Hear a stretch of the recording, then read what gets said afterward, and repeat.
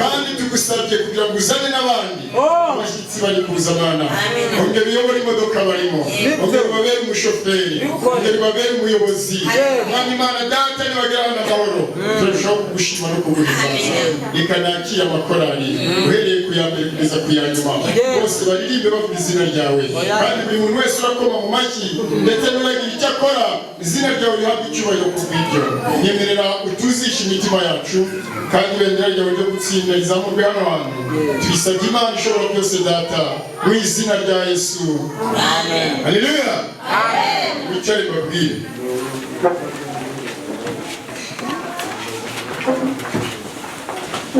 Yesu ashimwe.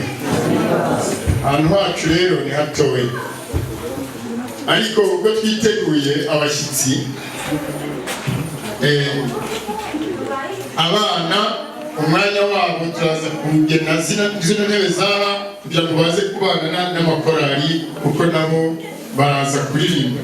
Abana bo muri Nyabihu bizi indirimbo bari bagire gutya turebe bahano mwije. Yego, Imana ibahumugisha.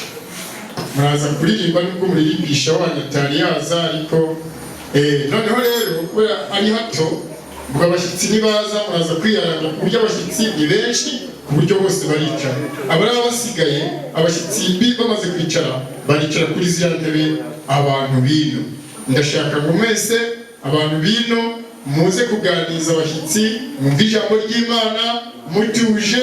Abo nagiye mbwira ngo nibicare bakanga, ubwo nta nyota bafite yo kumva ijambo ry'Imana, kandi nicyo cyatuzanye hano. Rero hari abaririmbyi, tugiye kwakira korali ikidendezi cy'Isorowamu baririmbira Imana.